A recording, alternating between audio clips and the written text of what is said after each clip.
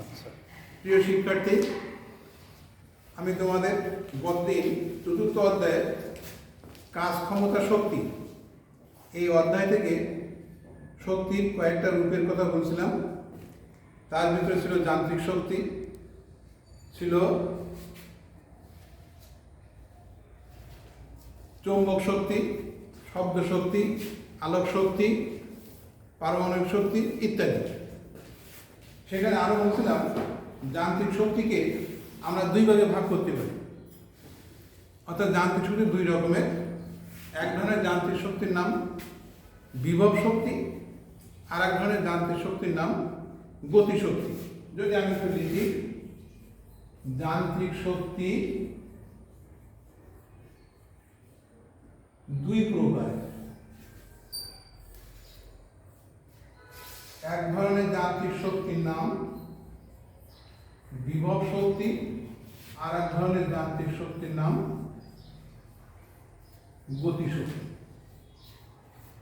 আজকে আমরা এই দুই ধরনের শক্তি সম্পর্কে দেখব, বিভব শক্তি এবং যান্ত্রিক শক্তি সম্পর্কে। বিভব শক্তি কাকে বলে, বিভব শক্তি নির্ণয় করার যে রাশিমালা, সেই রাশিমালা আমরা তৈরি করার চেষ্টা করব। আর গতিশক্তি কাকে বলে এবং গতিশক্তি নির্ণয় করার যে রাশিমালা, সেই রাশিমালা আমরা তৈরি করার চেষ্টা করব। তো আমরা প্রথমে আসি বিভব শক্তি। তা আমরা জানি যে কোনো বস্তুর অবস্থা এবং অবস্থানের পরিবর্তনের কারণে ওই বস্তুতে কিছু শক্তি জমা হয়, সেই শক্তিকে বলা হয় বিভব শক্তি। আমি আবারও বলছি, কোনো বস্তুর অবস্থা ও অবস্থানের এই দুটো বিষয়ের পরিবর্তনের কারণে বস্তুতে কিছু শক্তি জমা হয়।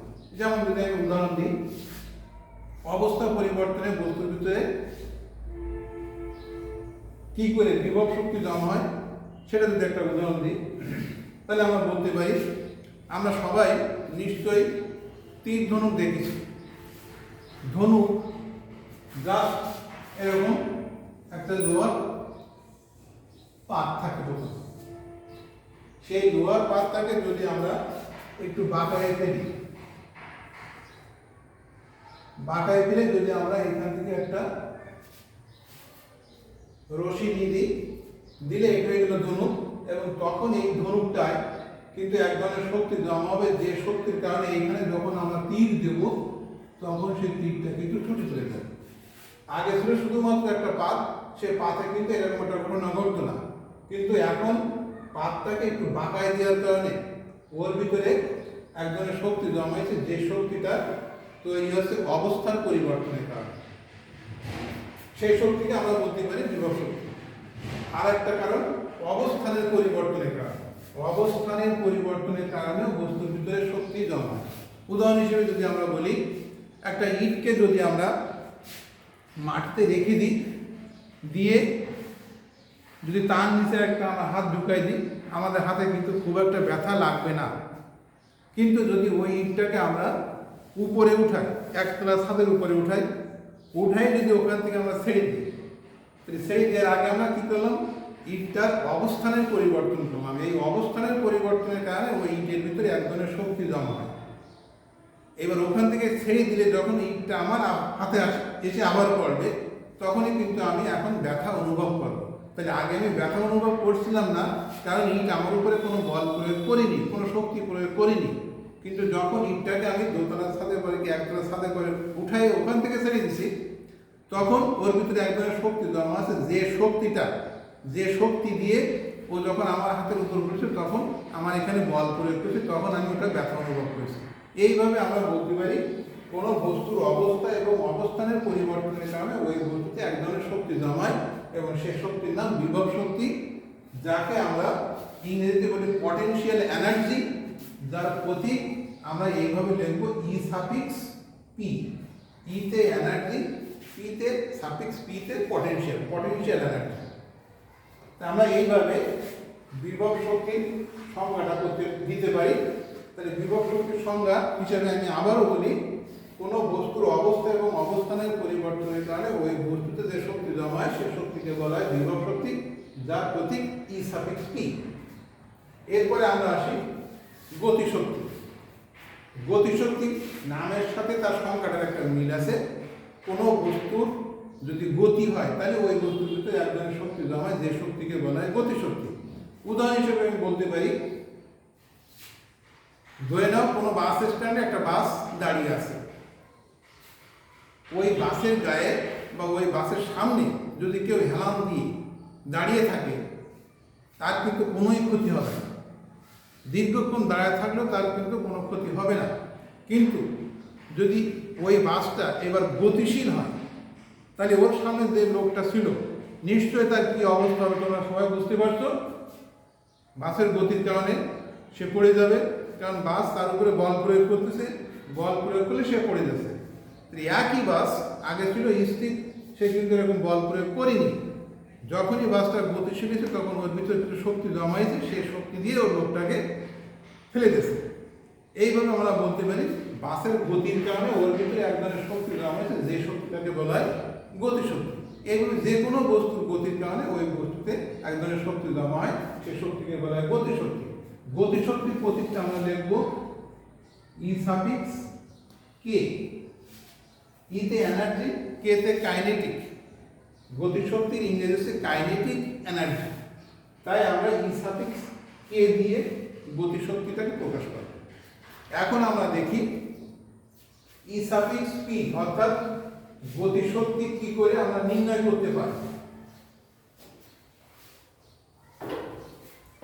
তো তার জন্য আমাদের যে পূর্ববর্তী যে ক্লাস ছিল সেই ক্লাসে আমরা যাব। সেখানে আমরা দেখেছিলাম কাজ সমান বল গুণ সরণ। নিশ্চয়ই তোমাদের সকলের মনে আছে কাজ সমান বল গুণ সরণ, অর্থাৎ বল আর সরণ গুণ করলে কাজ করা যায়। আর সেখানে আমরা আরো দেখেছিলাম কাজও যা শক্তিও তাই। কোনো বস্তুর যদি শক্তি থাকে তাহলে সে কাজ করতে পারবে, শক্তি না থাকলে কাজ করতে পারে না। শক্তির পরিমাণ যদি বেশি থাকে তাহলে সে বেশি কাজ করতে পারে, যদি শক্তি কম থাকে তাহলে কম কাজ করতে পারে। সেই কারণে সেই জন্যই বলা হয় কাজ এবং শক্তি একই জিনিস। তাহলে শক্তি নির্ণয় করার রাশিও আমরা বলতে পারি বল গুণ সরণ। তাহলে এখন যদি শুধু আমরা এরকম লিখি, কাজটা বাদ দিয়ে শক্তি ইজ ইকুয়াল বল গুণ সরণ, নিশ্চয়ই সেটা আমাদের ভুল হবে না। এখন কি শক্তি? যান্ত্রিক শক্তি। যান্ত্রিক শক্তি দুই রকমের, বিভব শক্তি। তাহলে আমি যদি এখানে লিখি বিভব শক্তি, তাহলে বিভব শক্তি সমান আমি লিখতে পারবো বল গুণ সরণ। বলের প্রতীক এফ, সরণের প্রতীক এস। তাহলে আমি লিখতে পারি বিভব শক্তি ইজ ইকুয়াল এফ গুণ এস। ওকে। এরপর আমরা পূর্ববর্তী ক্লাসে বলের সমীকরণ তৈরি করেছিলাম। সেখানে আমরা দেখছিলাম এফ ইজ ইকুয়াল এম। তাহলে আমি এফ এর পরিবর্তে এম এ লিখতে পারি। তাই আমি লিখি, তাহলে এফ এর পরিবর্তে আমি লিখব এম এ ইন্টু এস। এইখানে এস সরণ। বিভব শক্তি যখন আছে তখন সাধারণত এরকম বলা হয় যে বিভব শক্তি পৃথিবীর যে অভিকর্ষ ত্বরণ, সেই অভিকর্ষ ত্বরণের বা অভিকর্ষ বলের বিরুদ্ধে যখন কোনো বস্তুকে উপরে তোলা হয় তখন ওই বস্তুর ভিতরে বিভব শক্তি জমায়। আমি আগে ইটের উদাহরণ দিচ্ছি, সেখানে বলছিলাম যে ইটটাকে যদি উপরে উঠে তাহলে ওর ভিতরে একটা শক্তি জমায়। এখানে সরণ মানেই কিন্তু উচ্চতা। উচ্চতার প্রতীক আবার আমরা দেখেছি এইচ। উচ্চতাও সরণ, আবার আনুভূমিক ভাবে যদি কোনো বস্তুর অবস্থানে বলি সেটাকেও আমরা সরণ বলি। অর্থাৎ উচ্চতাকে আমরা এইচ দিয়ে লিখি আর সরণটাকে লিখি এইচ দিয়ে। উচ্চতা এবং সরণ আবার একই জিনিস, তাহলে এস আর এইচ আমরা বলতে পারি একই। এখন যদি এখানে আমি বসাই দিই এম এ, এইচ এর পরিবর্তে তাহলে এস এর পরিবর্তে লিখতে পারি এইচ। আর লিখতে পারি এ ত্বরণ। এখানে যেহেতু পৃথিবীর আকর্ষণের বিরুদ্ধে কাজ করা হচ্ছে তখন এখানে এর পরিবর্তে এটা ত্বরণ, কিন্তু আরেকটা ত্বরণ আছে যখন অভিকর্ষ বলের বিরুদ্ধে কোনো বস্তুকে উপরে তোলা হয় তখন ওর ভিতরে যে ত্বরণ সৃষ্টি হয় সে ত্বরণ আছে অভিকর্ষ ত্বরণ, আর তখন তাকে বলা হয় জি। অর্থাৎ এও ত্বরণ, জিও ত্বরণ। জিটাকে বলা হয় অভিকর্ষ ত্বরণ। এখানে তাহলে আমরা এর পরিবর্তে জিটাও ব্যবহার করতে পারি। তাহলে আমরা পাচ্ছি কি বিভব শক্তি is equal M G H, অর্থাৎ কোনো বস্তুর ভিতরে কি পরিমাণ বিভব শক্তি জমা হয়েছে সেটা যদি আমরা হিসাব করতে চাই তাহলে আমাদের লাগবে ওই বস্তুটার ভর এম, লাগবে অভিকর্ষ ত্বরণ জি 9.8, এবং ওই বস্তুটাকে আমি কত উপরে উঠাচ্ছি, কত উচ্চতায় উঠাচ্ছি সেই উচ্চতার মানটা জানা থাকবে। তাই যদি জানি তাহলে আমি এই ফর্মুলাতে বসিয়ে দিয়ে বিভব শক্তির হিসাবটা করতে পারবো। সাপোজ যদি আমি একটা অঙ্ক দিই, একটা উদাহরণ হিসাবে যদি আমি একটা অঙ্ক দিই তাহলে এইরকম বলতে পারবো যে 10 কেজি ভরের একটি ইটকে 5 মিটার উচ্চতায় উঠালে উহাতে সঞ্চিত বিভব শক্তি কত।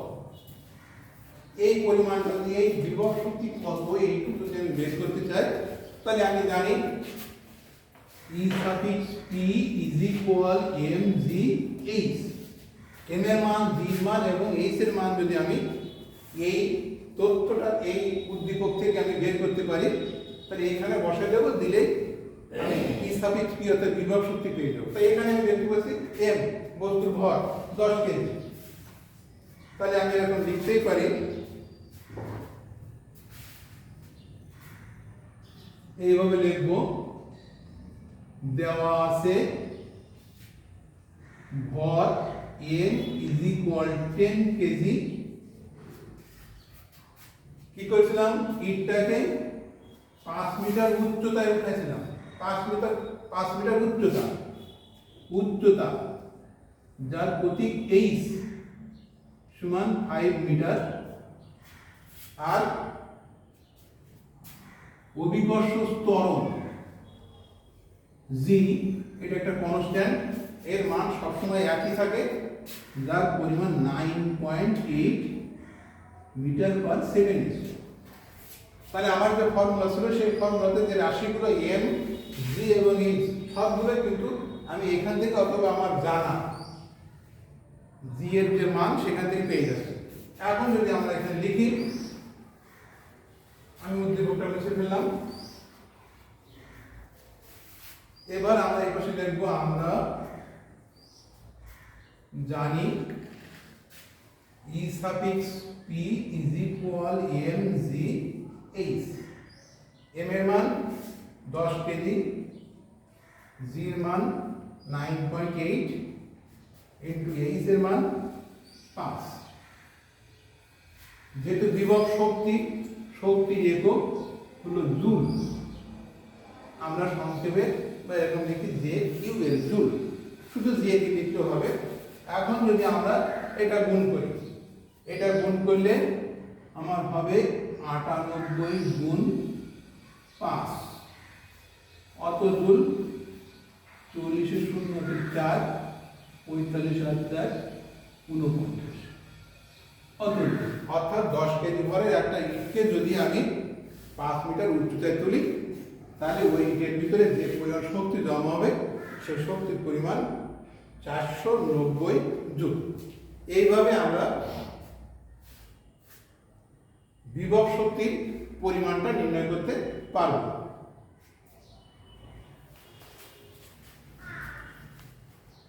এরপরে আমাদের আছে গতিশক্তি। তা যেহেতু সময় অল্প, আমরা আজকে আর গতিশক্তি সম্পর্কে আলোচনা করতে চাই না। তো তোমরা বাড়িতে যে এই বিভব শক্তি নির্ণয় করার সূত্রটা কি করে পাওয়া যায় সেই বিভব শক্তির সমীকরণটা তৈরি করবে, এবং বইতে উদাহরণে যে সমস্ত অঙ্কগুলো আছে বিভব শক্তি সংক্রান্ত যে সমস্ত অঙ্কগুলো আছে সেই সমস্ত অঙ্কগুলো একটু প্র্যাকটিস করার চেষ্টা করবে। আমি আশা করি এই সূত্রের সাহায্যে বইয়ের যে সমস্ত সমস্যাগুলো আছে সেই সমস্ত সমস্যাগুলোর সমাধান, বিশেষ করে বিভব শক্তি নির্ণয় করার যে সমস্ত অঙ্কগুলো আছে সেগুলো তোমরা অবশ্যই পারবে। এই আশাবাদ ব্যক্ত করে সবাইকে ধন্যবাদ দিয়ে আজকের মতো শেষ করি।